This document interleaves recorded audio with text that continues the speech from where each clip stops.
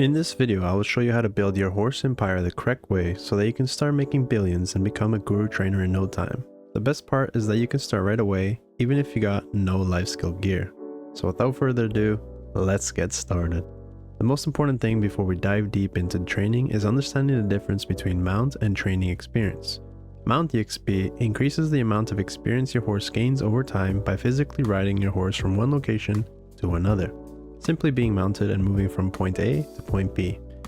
Training EXP, on the other hand, increases your training life skill level, which unlocks bonuses that I'll explain shortly in this video. The best way to gain training EXP is by catching wild horses, as each successful catch gives a large amount of experience. What are the benefits of leveling training? Professional 1 training, you'll unlock auto sprint, which can be enabled as long as your horse has the sprint skill and the saddle equipped. This will increase your AFK travel time significantly, but keep in mind that it will sometimes get buggy if you're going to AFK level horses. At Master 1 training, you receive a 30% silver bonus when selling horses on the market. This bonus is applied after taxes, meaning it's 30% of the silver you actually take home. Additionally, there's certain levels that will increase the minimum stats your horse can receive per level, which will help you if you're trying to get a really fast T9 or T10. Here's the minimum stats gain per level based on your training rank. Artisan 3, you'll start to gain a minimum stat gain of 0.4. Master 10, you'll gain a minimum stat gain of 0.5. Master 26, you'll gain a minimum stat gain of 0.6. And lastly, Guru 35, you'll gain a minimum stat gain of 0.7. What are the best artifacts and lightstones? With the mount and training XP buffs we previously talked about, let's set up your artifacts. There's a few artifacts you can pick from, but I'd recommend mount XP or training XP artifacts, which can be obtained from Imperial Horse Delivery.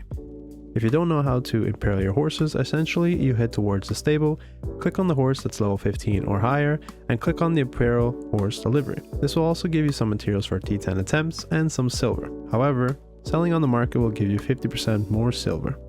As for lightstones, there's 3 different options and it's up to you to decide which you'll need. The first one is horses over flowers, which is the best option when it comes to AFK riding. Secondly, we have the Into the Sunset, which is a balance between AFK riding and wild horse catching.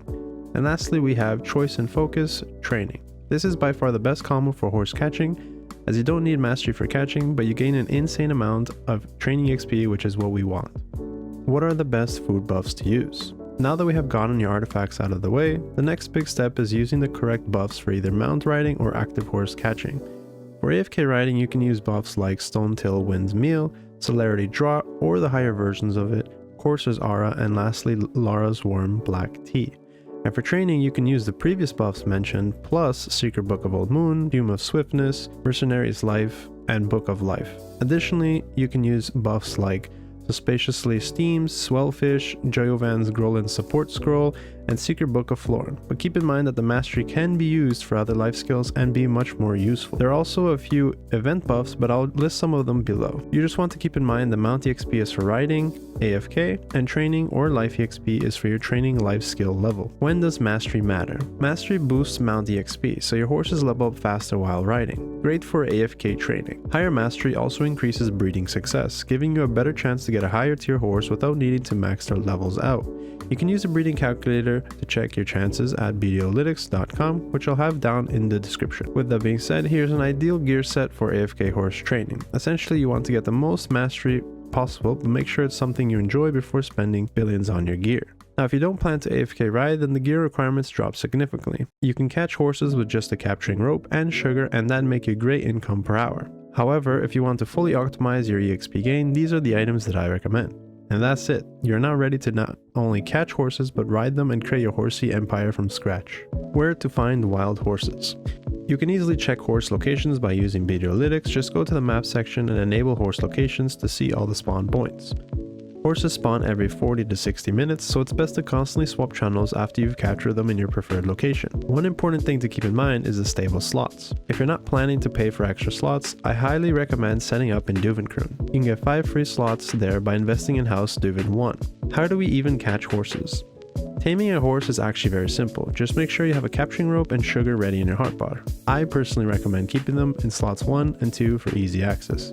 Next, Find the horse you want to capture, equip your capturing rope, and click your left mouse button on the horse to throw the rope. Once you're attached, start walking towards the horse to tame it. Sometimes the horse will resist by raising its front legs. This triggers a minigame. When this happens, press the space bar to land on the right side of the bar. You can wait for the last second as it's easy to go up without having to spam your space bar. If you fail, don't worry, you can just repeat the process until you successfully tame the horse. Once you're close enough, feed the horse sugar to guarantee a 100% chance to tame. After the taming animation finishes, hop onto the horse and then demount again. You can either register the horse to your wagon, or if you're catching a single horse, mount your main horse and head back to the stable. The newly tamed horse will automatically follow you even if you go far ahead. How do you tell the difference between horses and their tiers?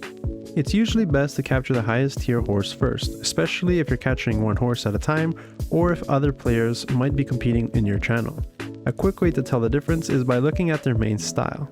Tier 6 horses have their hair down, while T7 and T8s have their hair up. Special horses have unique bonuses. Male horses level up slower but gain 5 times the silver value, while females obtain 4 breeds. How to make silver from horse training. Making silver while horse training is simple and scalable. Whenever you catch a horse, you have 3 ways to earn. The first method is to sell to the stable NPC. You normally do this if the horse is below level 15 and you don't plan to level it. If the horse is level 15 or higher, you then have 2 options. You can either register to the market for the maximum profit, but keep in mind that there's 15 minutes before your horse is registered to the market. The second option is Imperial Horse Delivery. This is the best option if you want Flower of Oblivion for T10 attempts, training or mount EXP artifacts, and Imperial Seals, which can be exchanged for some good stuff. However, keep in mind that you lose a 50% profit compared to the marketplace. What do I personally do? I personally sell all my T6s and 7s to the NPC if they're below level 15. If they are above level 15, I register them to the market unless I need more materials for my T10 attempts. Then I would Imperial Horse Delivery. If I catch the rare T8s, I transport them to another city to save stable space and level them up at a later date. Once they are leveled, I breed them to get additional T8s, but also a chance at an Imperial Steed. Then I Imperial deliver them to get a chance at the rare item to craft the Lumaloft Lamp. What is the Lumaloft Lamp? The lamp is a training treasure item that can be attached to the Peridot Forest Path wagon. When it's attached, it will automatically repair the wagon, which ensures it doesn't run out of durability. You can obtain the 4 Fade Light fragments by Imperial Horse Delivery. Tier 6s will have a 0.1% chance to obtain, T7s will have a 0.25 chance to obtain, T8s will have a 0.5 chance to obtain, and T9s will have a 20% chance to obtain. And the Lumen Trace, which you'll need 1 of, can be obtained only by Imperial Steeds, which has a 5% chance. How to breed horses. You can breed 2 horses together at a stable. Female horses only have 1 breed attempt unless it's a special horse, which gives you a total of 4 breeds. Male horses, on the other hand, have 2 breeding attempts. In order to start breeding, you need to register the male horse to the breeding market. The horses will need to be full stamina and not have any gear equipped. Make sure to select personal use instead of registering it to the market if you want a new horse. Registering it to the breeding market will only give you silver when another player breeds your horse. You will not get a new horse. Once the male has been registered to the personal breeding market, you then need to go to breeding market, click on my horse list, and then select the female you want to breed with. Breeding always takes 2.5 hours, and you can collect your new horse at the same stable that you started the breeding. You will need free space in the stable in order to collect the new horse. Methods to horse train, wagon or not.